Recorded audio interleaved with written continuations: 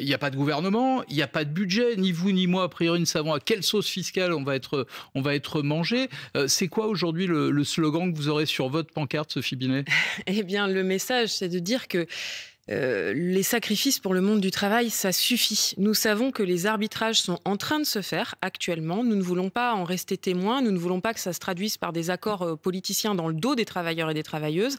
C'est pour ça qu'il faut être très nombreux aujourd'hui à manifester et faire grève pour faire entendre nos exigences sociales. Donc c'est quoi? C'est une grève? C'est une mobilisation préventive? C'est vrai que c'est la première fois qu'il y a 3 journées de grève et de manifestation en un mois sans gouvernement ni budget. Ça montre le niveau de colère sociale.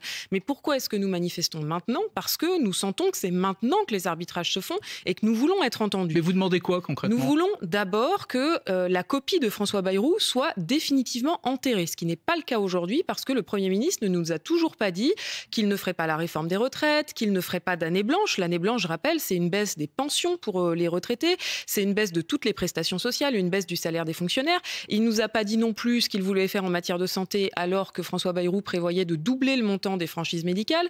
Il ne nous a pas dit ce qu'il souhaitait faire sur les services publics alors que le budget précédent prévoyait de supprimer 3000 postes de fonctionnaires. Donc nous voulons que tout ça soit envoyé à la poubelle. C'est normal d'ailleurs le fait que le budget soit envoyé au Conseil d'État et même au Haut Conseil des finances publiques et que les organisations syndicales avec qui il dit vouloir négocier ne connaissent toujours pas le contenu de ce budget? Je trouve que c'est un peu choquant, oui, qu'ils nous disent que les arbitrages sont pas faits alors qu'on sait très bien que le budget il est écrit et qu'il l'a envoyé au Conseil des finances publiques. La moindre des choses, ça aurait été de nous dire les choses. Et le fait qu'il ne nous ait pas dit les choses, ça ne nous rassure pas du tout. Il aurait pu nous rassurer en nous disant « je vous rassure, je ne ferai pas de réforme de l'assurance chômage ». Il ne l'a pas dit. Il ne nous a pas dit qu'il ne ferait pas d'année blanche. Donc nous, ce que nous voulons, c'est qu'il n'y ait pas de recul pour les travailleurs et les travailleuses. Ça fait 8 ans qu'on passe à la caisse, on n'en peut plus. Et par contre, pour payer, parce qu'effectivement, il y a une dette qui a augmenté du fait des cadeaux pour les plus riches et pour les plus grandes entreprises. La dette et les déficits, il faut quand même les réduire, on est d'accord? Oui, et pour ça, il faut aller prendre vers ceux qui sont responsables de ces déficits, à savoir les plus riches et les plus grandes entreprises, puisque toutes les études économiques montrent que le déficit a augmenté parce que les recettes ont baissé, et c'est pas les dépenses qui ont augmenté, c'est les recettes qui ont baissé, et donc l'impôt des plus riches et des plus grandes entreprises. Le 18 septembre, il y avait 500 000 personnes dans la rue selon le ministère de l'Intérieur, 1 million selon les organisations syndicales. Aujourd'hui, le gouvernement dit qu'il table sur 350, peut-être 400 000 personnes dans les rues.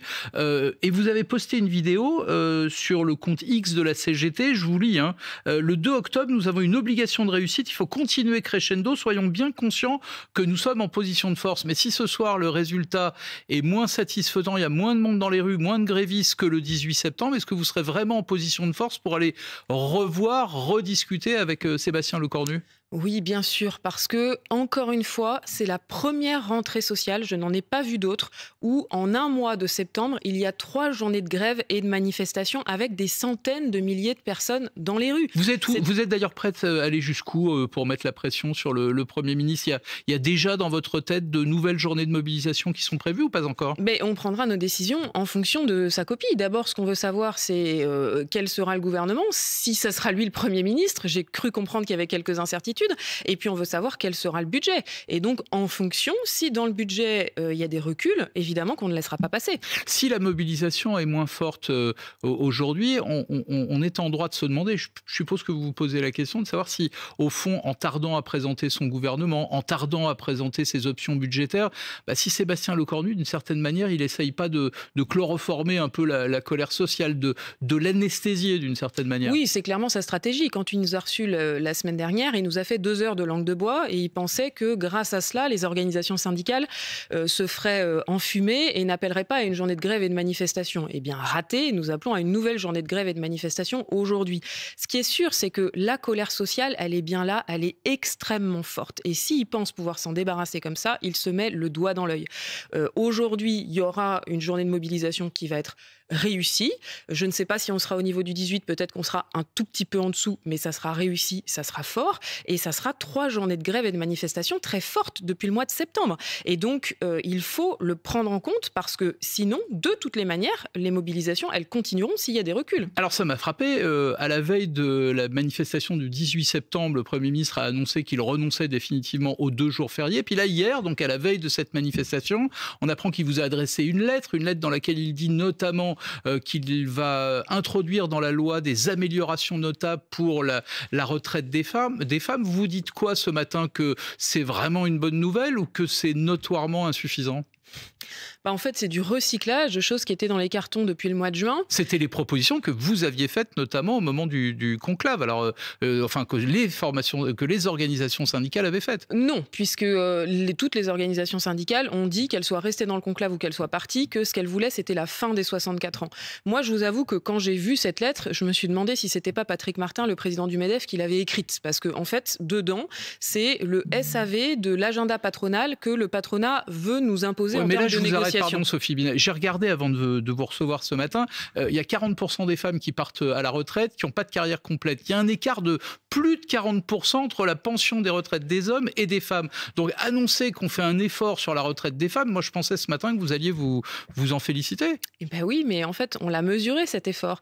Et cet effort, il reviendrait à quoi ? D'abord, ça serait, donc pas toutes les femmes, ça serait à peu près 50% des femmes, qui au mieux auraient une augmentation d'environ 1% du montant de leur pension. Quand dans le même temps, on nous vole 2 ans de vie, notamment aux femmes, qui sont celles qui ont les carrières les plus incomplètes, et quand dans le même temps, on menace de désindexer les pensions en 2026, ce qui ferait perdre 1% de pouvoir d'achat pour les retraités. Donc on voit bien que c'est un jeu de dupes.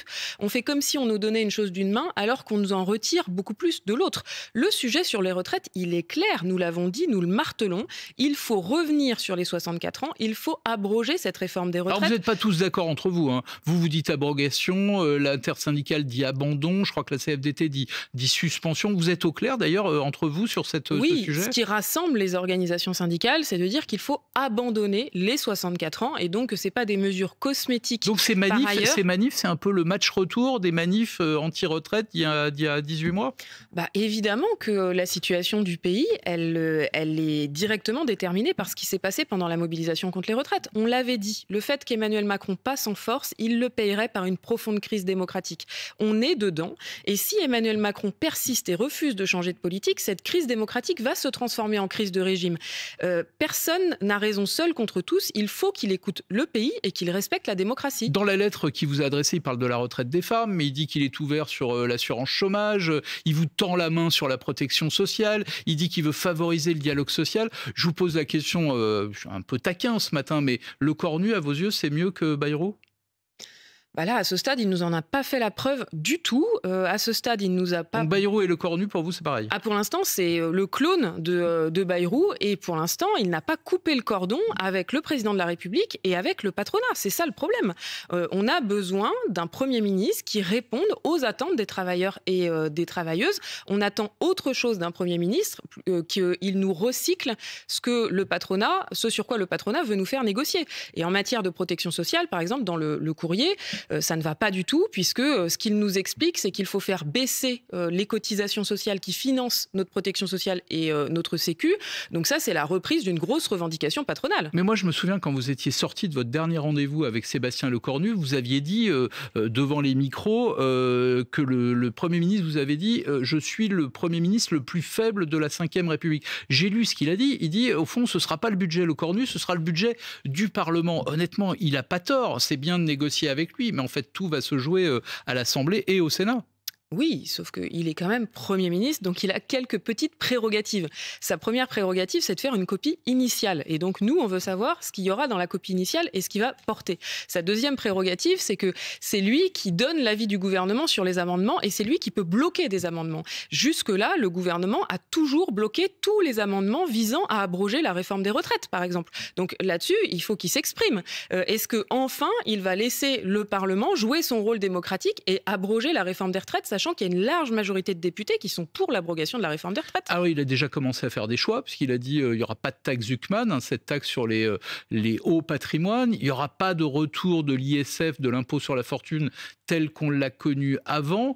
Est-ce que vous êtes prêt à accepter des alternatives ? Il y a un certain nombre d'idées qui commencent à émerger dans le débat. Est-ce que c'est la taxe Zuckman et rien d'autre pour vous, ou est-ce que vous êtes prête à réfléchir à d'autres façons de faire contribuer les plus riches à l'effort national ? Ce que nous voulons, c'est une taxe qui permette enfin vraiment de faire contribuer les patrimoines et les plus riches à l'effort national, sachant que ça fait des années quand même que on nous a vendu des mesures qui au final n'ont rien rapporté parce qu'elles étaient faites pour ne rien rapporter. Les promoteurs de la taxe Zuckman disaient ça peut rapporter jusqu'à 15-20 milliards peut-être. Oui. Donc en fait, ce qui vous intéresse, vous, c'est pas la taxe Zuckman en tant que telle, c'est qu'on puisse prélever 15 ou 20 milliards, c'est ça, c'est le montant en fait. Exactement, c'est le montant qui nous intéresse, sachant que 20 milliards, c'est le minimum. En fait, le gouvernement nous dit qu'il recherche 40 milliards. Pour nous, ces 40 milliards doivent être trouvés en mettant à contribution les plus riches et les plus grandes entreprises. Pourquoi ? Parce que Emmanuel Macron a baissé leur fiscalité de 40 à 50 milliards chaque année. Donc c'est pour ça qu'on est dans cette situation de déficit.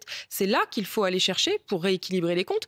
Nous avons une autre proposition dont M. Lecornu ne parle jamais, c'est de travailler sur les aides publiques aux entreprises. 211 milliards d'euros chaque année qui sont consentis sans condition ni contrepartie. Le Haut Commissariat au Plan dit 100 milliards. Donc il y a déjà un débat sur les chiffres. Oui, alors, qu'est-ce que vous voulez ? En gros, des conditions sur les aides accordées aux entreprises ? Déjà, qu'elles soient remises à plat. C'est le plus gros budget de l'État. C'est 4 fois le budget de l'éducation nationale. C'est colossal. Et aujourd'hui, ces aides publiques, elles vont nourrir des entreprises qui licencient et qui délocalisent. C'est quand même pas normal. C'est l'argent de nos impôts. Sébastien Lecornu dit aussi qu'il veut rapprocher, si j'ai bien compris, le salaire brut du salaire net. A priori, c'est en supprimant la CSG. D'abord, est-ce que c'est une idée avec laquelle que vous pouvez partager ? Et surtout, par quoi on la remplace ? C'est ça le problème, c'est que pour nous, ce qu'il faut, c'est garantir le financement de notre sécurité sociale et donc de nos droits. Et donc, nous, on n'a jamais été fan de la CSG.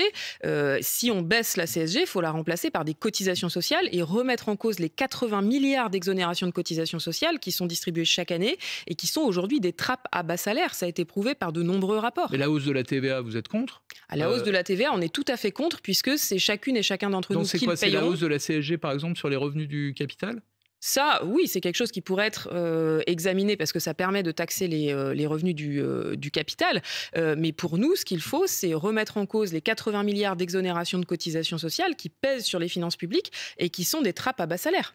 Deux questions encore. Vous avez sans doute vu la droite, les Républicains, a posé un certain nombre de conditions pour intégrer le gouvernement. Et parmi ces conditions qu'il fixe au bloc central, il y en a deux sur lesquelles je voudrais vous faire réagir. Il propose de ne pas remplacer les fonctionnaires de l'administration administrante qui partent à la retraite. Et il y a une deuxième proposition qui consiste à aligner le temps de travail des fonctionnaires sur la durée légale en vigueur, notamment dans les entreprises privées. C'est une ligne rouge pour vous, ces deux points-là ? D'abord, sur la question du temps de travail, c'est déjà fait depuis longtemps. Les fonctionnaires sont aux 1607 heures, donc aux 35 heures. Il faut arrêter de stigmatiser. Cette proposition laisse entendre que tout le monde n'appliquerait pas cette règle. C'est ça, ça fait encore... Notamment dans les collectivités territoriales. C'est faux, ça fait longtemps qu'elle est appliquée avec en plus des collectivités dont l'autonomie a été remise en cause de façon très problématique par la Cour des comptes et l'État. Faut arrêter de faire comme si les fonctionnaires étaient des fainéants. Aujourd'hui, notre pays, il tourne grâce au dévouement des fonctionnaires qui font tourner nos écoles, nos hôpitaux, nos universités, nos pompiers, etc. Faut arrêter de les stigmatiser.